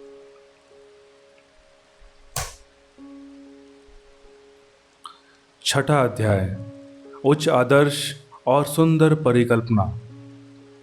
सपने देखने वाले मनुष्य सही रूप में इस संसार के मसीहा हैं। सामान्य तौर पर साधारण नज़रों से दिखने वाला यह संसार अदृश्य द्वारा शोषित होता है। उसी प्रकार से मानवता सभी परीक्षाओं और दुखों व कष्टों में अपने स्वप्नदर्शियों की सुंदर परिकल्पनाओं द्वारा शोषित होता है। मानव सभ्यता अपने उच्च आदर्शों, परिपूर्ण स्वप्न दृष्टाओं को भूल नहीं सकता। वह उनके आदर्शों को यूं नहीं नष्ट होने दे सकता। यह आदर्श, विचार और परिकल्पनाएं मनुष्य के भीतर समाहित होते हैं। मानवता इन्हें हमेशा से ही जीवंत मानती आई है, जैसा कि एक दिन वह उन्हें देखेंगी और हम इसे जान पाएंगी। पैगंबर, संत, मुनि, संगीतकार, मूर्तिकार, चित्रकार, लेखक, साहित्यकार और कवि, यह सभी वास्तविकता से अलग दुनिया का निर्माण करते हैं। यह सही मायने में स्वर्ग के शिल्पी हैं। यह दुनिया मेहनतकश स्वप्न दर्शियों के बिना आज जितनी सुंदर है वैसी न होती। यह नहीं होंगे तब ये मानवता विलुप्त हो जाएगी। वे लोग जो अपने हृदय में एक सुंदर परिकल्पना और उच्च आदर्श के बीजों को शोषित करते हैं, वे एक दिन साकार हो जाएंगे। खोजी कोलंबस ने सिर्फ अपने हृदय में अपने से लाखों मील दूर एक देश को खोजने की कल्पना की और उसने इसे समय के साथ साकार कर दिया। कोपरनिकस ने इस संसार की अनेकता और एक विस्तृत ब्रह्मांड के होने की परिकल्पना के बीज को शोषित किया था और उसने इसे दुनिया के सामने प्रकट कर दिया। बुद्ध ने निष्कलंक सुंदरता और संसार के लिए पूर्ण शांति के आध्यात्मिक जगत की परिकल्पना को संजोया, फिर स्वयं भी इस पूर्ण शांति में प्रवेश भी किया। इस संसार के मसीहा वही लोग हैं जो स्वप्न देखते हैं। तुम अपनी परिकल्पनाओं को सिंचित करो, शोषित करो, उन्हें आकार देने की कल्पना करो। इसके बाद ही उनमें से सकारात्मक परिस्थितियां, अच्छे वातावरण का जन्म होगा और यह एक लत की तरह आगे बढ़ेगी। अगर तुम इसके प्रति ईमानदार रहोगे तो अंत में तुम्हारे मन में संसार का निर्माण होगा। चाहने से ही तुम्हारा पाना संभव है, आकांक्षा रखने से उसे प्राप्त कर पाओगे। क्या हमारी सामान्य इच्छाओं की पूर्ति पूरी तरह हो जाए और हमारी शुभ और महत्वपूर्ण आकांक्षाएं पोषण की कमी से नष्ट हो जाएं? क्या ऐसा संभव है? सौभाग्य से ब्रह्मांड का एक ही नियम है, वह है मांगो और पाओ। मांगने और इच्छा में अंतर है। नियम के अनुसार मांग व इच्छा में सही तालमेल बनाकर मांगे और तुम्हें मिल जाए। बड़े सपने देखो और तुम जैसे स्वप्न देखोगे तुम वैसे बन जाओगे। तुम्हारी परिकल्पना उसका वचन है जो तुम एक दिन बन जाओगे। तुम्हारे आदर्श उसकी भविष्यवाणी है जिसे तुम अंत में पर्दा उठाकर देख सकोगे। आज जितनी भी महानतम उपलब्धियां हमें दिखती हैं वह लंबे समय तक केवल एक स्वप्न ही थी। शाहबलूत यानी ओक का वृक्ष अंजुफल में छिपा होता है। नन्ही चिड़िया अंडे के भीतर पलती हैं और आत्मा की उच्चतम परिकल्पना में जागृत मनुष्य ही देवदूत बनते हैं। सही अर्थ में वास्तविकता के बीज स्वप्न ही है। तुम्हारी परिस्थितियां प्रतिकूल हो सकती हैं, लेकिन यह सब लंबे समय तक नहीं रहेगा। यदि तुम केवल एक आदर्श विचार को मन में साथ लिए उसे पाने के लिए जान लगा दो, तुम्हें यह यात्रा बाहर से अंदर की ओर करनी होगी। बाहर के द्वार पर खड़े रहकर आंतरिक यात्रा संभव नहीं। लगातार अपनी परिकल्पनाओं का पोषण करो, उन्हें आकार देने के लिए, उन्हें पल्लवित करने के लिए। एक लड़की और एक लड़का दोनों ही बेहद गरीबी में गुजर बसर कर रहे थे। दोनों ही निर्धनता के साथ काम के बोझ के तले दबे हुए थे। काफी लंबे समय तक अस्वस्थ माहौल वाली परिस्थिति में जीवन यापन करते रहे, शिक्षा और सभी प्रकार के शिष्टाचारों से कोसों दूर। लेकिन दोनों ही बेहतर जिंदगी के सपने देखते हैं और वे बुद्धि, कृपा, शिष्टता और सुंदरता की कल्पना अपने जीवन में करते हैं।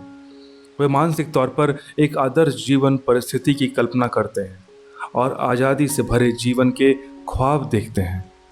और यह बड़ी आकांक्षाएं उनके मन में भीतर तक समा जाती हैं। मन में उपजी इस व्याकुलता के कारण वे अच्छे कर्म करने के लिए प्रेरित होते हैं और अपने बचे हुए समय व साधनों को, भले वे अभी तक कम हैं, वह अपनी सोई हुई शक्तियों और साधनों को जगाने में, उनके विकास करने में लगाते हैं। जल्दी उनके मन में इतने परिवर्तन होना शुरू हो जाता है, वे उस कारखाने में बंद कर नहीं रह पाते। उनकी सोच से उनका वह काम इतना बेमेल हो जाता है, वह उससे निकलने के उसी प्रकार के यत्न करते हैं जैसे कि कोई व्यक्ति अपने मैले कपड़ों को निकाल कर फेंकता है। जैसे जैसे उनके लिए उनके विचारों के अनुरूप अवसर बढ़ते जाते हैं, वैसे वैसे उनकी आत्मिक शक्ति व कार्य क्षेत्र, कार्य क्षमता में विस्तार होने लगता है और अंत में हमेशा के लिए अपने उस नारकीय जीवन से बाहर निकल जाते हैं। यकीन जानो, पूरी शिद्दत के साथ मांगो और तुम्हें वह मिल जाएगा। अब वर्षों बाद जब वह किशोर वयस्क बन जाते हैं तो हम देखते हैं कि वह मन की कुछ निश्चित शक्तियों का स्वामी भी बन चुका है। वह एक प्रयोग संसार पर अपना प्रभाव छोड़ता है और अब वह अपने क्षेत्र में एक किंवदंती बन चुका है। इन वयस्कों के कंधों पर अब नई लेकिन बड़ी जिम्मेदारियां हैं। उनके कहे शब्द अब लोगों का जीवन बदल देते हैं। लोग भी उसकी बातों को शब्द से अनुसरण करने लगते हैं और अपने विचारों को चरित्रों के नए ढांचे में ढाल लेते हैं। सूर्य की तरह वह भी सभी का केंद्र बन चुके हैं, जिसके चारों तरफ असंख्य लोग परिक्रमा करते हैं। वास्तव में सकारात्मक कल्पना के बलबूते वह अपने बचपन के सपने को अब हकीकत में बदल चुके हैं। बड़े स्वप्न देखो, जैसे स्वप्न तुम देखोगे वैसे ही बन जाओगे। इसी प्रकार आप भी अपने स्वप्नों को साकार कर सकते हैं, चाहे वह तुच्छ हो या महान, या फिर दोनों एक मिश्रण। आप हमेशा उसकी ओर झुकेंगे जिससे भी आप बहुत ज़्यादा प्यार करते हैं।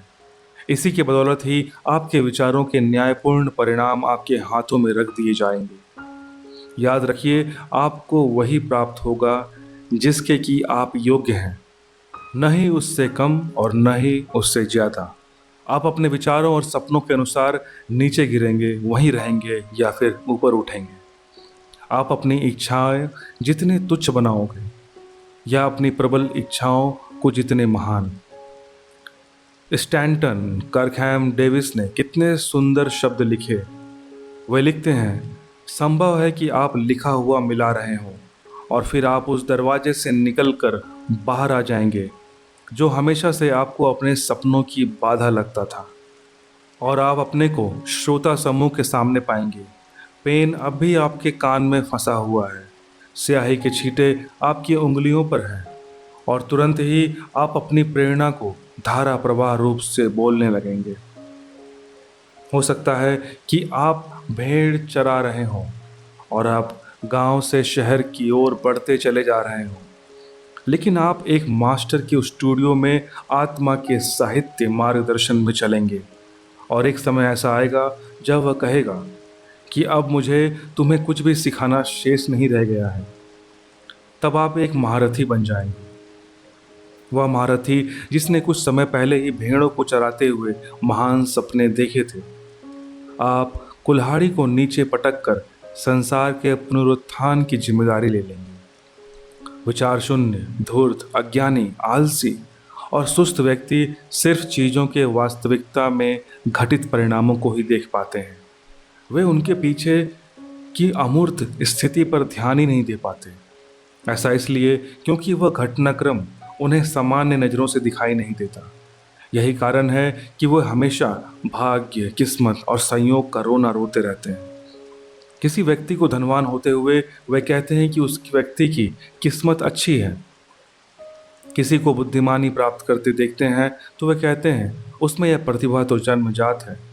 और किसी संत जैसे आचरण और उसके चारों ओर लोगों का जमावड़ा व उसके पलने वाले दिव्य प्रभाव को देखकर वे कहते हैं कि यह सिर्फ एक संयोग है जिसने उसकी हर बार मदद की है। सही कहा जाए तो वे उन कष्टों, असफलताओं और संघर्षों को नहीं देख पाते जिसके बलबूते इन लोगों ने यह सफलता और यह परिणाम प्राप्त किए हैं।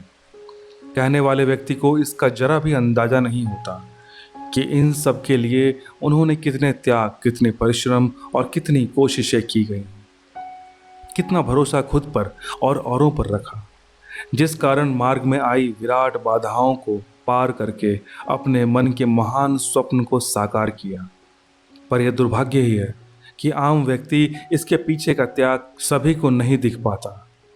जिस सफलता को वह सामान्य निगाहों से देख रहा है उसके पीछे के कष्टों और दुखों को नहीं देख पाता। उन्हें तो सिर्फ चमचमाती रोशनी और खुशियां ही दिखाई देती हैं और इसे वह सफल व्यक्तियों के भाग्य का नाम दे देते हैं। वे दुरूह और लंबी यात्रा को नहीं देखते, वे सिर्फ सुखद परिणामों तक पहुंचने की परिणति को ही देख पाते हैं। इसलिए इसे वे आसानी से सौभाग्य का नाम देते हैं। यह व्यक्ति वर्तमान में मिले परिणाम की पूरी प्रक्रिया को नहीं देखते और लक्ष्य प्राप्ति को केवल संयोग कहते हैं। स्वप्न ही वास्तविकता के बीज हैं। मनुष्य के सभी कार्यों में विचारों के बाद प्रथम प्रयास होते हैं और सबसे अंत में उसके परिणाम। प्रयास की शक्ति ही परिणाम को निर्धारित करती है। प्रयास और परिणाम के बीच में कभी भी संयोग पैमाना नहीं हो सकता। प्रतिभा और शक्तियाँ प्रयास के परिणाम हैं। इस संसार में भी सभी भौतिक, बौद्धिक या आध्यात्मिक उपलब्धियाँ प्रयासों के ही अंतिम रूप में जन्मे परिणाम हैं। प्रत्यक्ष तौर पर दिख रही किसी भी प्रकार की उपलब्धि का अर्थ है कि उस विचार ने अपूर्णता को प्राप्त कर लिया है। जिस उद्देश्य की प्राप्ति हुई है दरअसल वह उस स्वप्न रूपी बीज से ही साकार हुआ है। प्रयास ही परिणाम की ओर ले जाते हैं।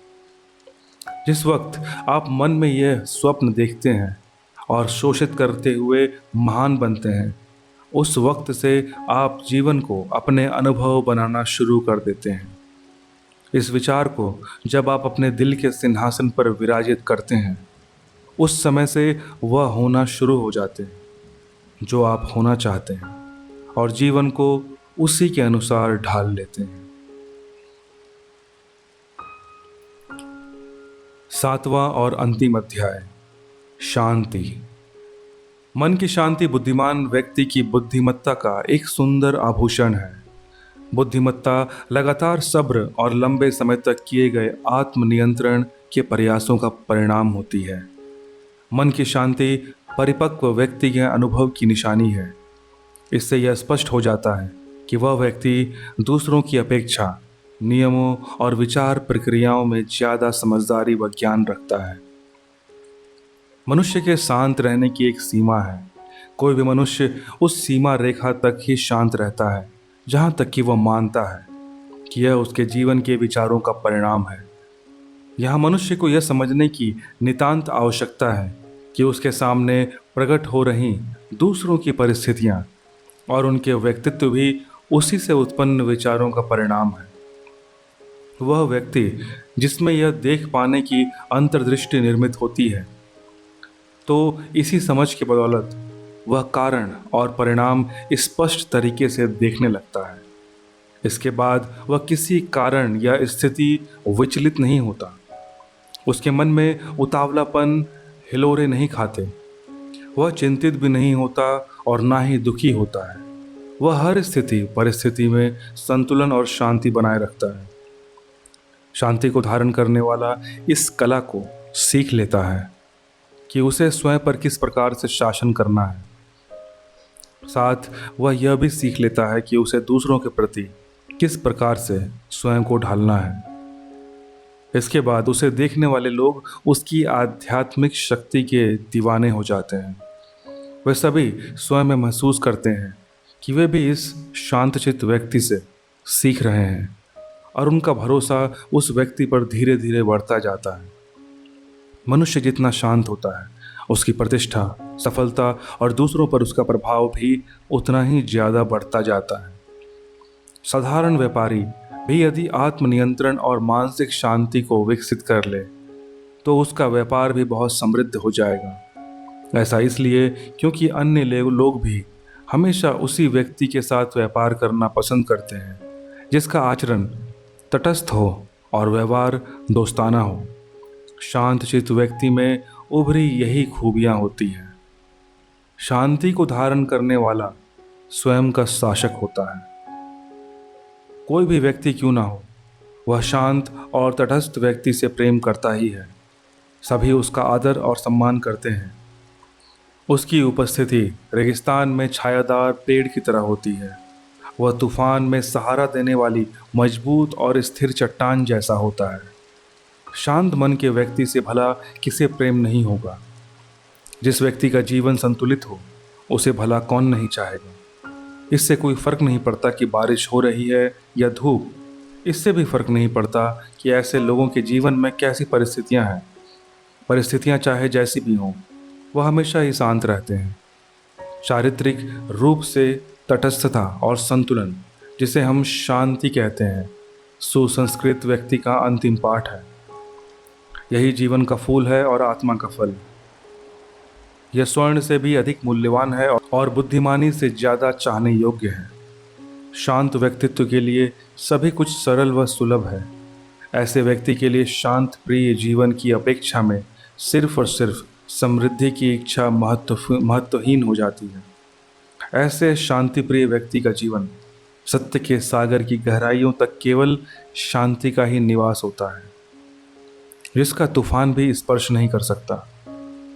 हम ऐसे कितने ही व्यक्तियों को जानते हैं जो अपने गुस्सैल व बिगड़ैल स्वभाव के चलते अपने जीवन के स्वाद को बेस्वाद में बदल लेते हैं। वे अपने चारित्रिक तटस्थता को खत्म कर देते हैं और बेवजह ही लोगों से शत्रुता मोल लेते हैं। अधिकांश व्यक्ति केवल खुद पर नियंत्रण नहीं रख पाते और इसकी वजह से अपने ही खुशहाल जीवन को बर्बाद कर लेते हैं और पूर्व में प्राप्त खुशियों को भी राख कर देते हैं।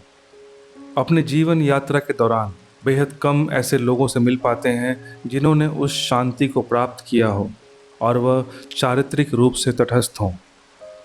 मानव अनियंत्रित भावों के वेग के साथ दौड़ लगाता रहता है, अनियंत्रित चिंताओं और दुखों के थपेड़े खाता है और जाने कितने ही अनावश्यक बातों और शंकाओं को लिए हुए मिट्टी में मिल जाता है। एक कुशल व्यक्ति ही इस पर काबू रख पाता है और नियंत्रित व शुद्ध विचारों के साथ आत्मा में उठे तूफान व घनघोर अंधेरे के मध्य मंथन करता है। वही विपरीत से विपरीत परिस्थिति में अपने भीतर आदेश का पालन करवा सकता है। आप इस बात को स्पष्टतः जान लें, आप जहाँ कहीं भी रहते हों, आप जिस भी अवस्था परिस्थिति में हों, जीवन के विशाल समुद्र में हर जगह खुशियों के हंसते मुस्कुराते टापू मौजूद हैं। आपके भीतर हिलोरे ले रहे महान स्वप्नों को सुखद किनारा देने के लिए यह टापू आपकी राह देख रहे हैं। अपने विचारों की डोर को मजबूती से थाम लें। आदेश देने वाला स्वामी आपकी आत्मा के केंद्र में मौजूद है। वह केवल और केवल आंशिक निंद्रा में है, उसे जगा दें। आत्मनियंत्रण ही आपकी शक्ति है। अपने हृदय से कहें कि शांत हो जाओ। अपने मस्तिष्क से कहें कि शुभ व सुखद विचारों को प्रकट करो। सही सोचो और सकारात्मक सोचो। मांगलिक विचारों को स्वयं के भीतर मुक्त रूप से प्रवेश करने दो। मनुष्यों को चाहिए कि उसी प्रकार के विचारों को मन मस्तिष्क में उपजने दें। इन शुभ व सुखद विचारों को मस्तिष्क में आने देना चाहिए और इन्हें साकार करने की चाह से पल्लवित करना चाहिए। यदि वाकई आप अपने जीवन को खुशियों से भर देना चाहते हैं। इस मनोकामना को यथार्थ में लाने के लिए जितना हो सके अच्छा सोचें और अच्छे विचारों को शोषित करें। यदि आप अपने जीवन को समृद्धि से परिपूर्ण बनाना चाहते हैं तो समृद्धि से भरे विचारों को मस्तिष्क में आमंत्रित करें। यदि आप अपने जीवन को आरोग्य व स्वस्थ बनाना चाहते हैं तो विचारों में स्वास्थ्यकर विचारों को शामिल करें। जब आप ऐसे निरंतर करने लगेंगे तो आपको यह परिणाम में परिणित होता दिखाई देने लगेगा। अंत में सिर्फ इतना ही कि अंततः आपके विचार जैसे होंगे वैसा ही आपका जीवन बन जाएगा। विचार बदलते ही आपका जीवन बदल जाएगा। धन्यवाद।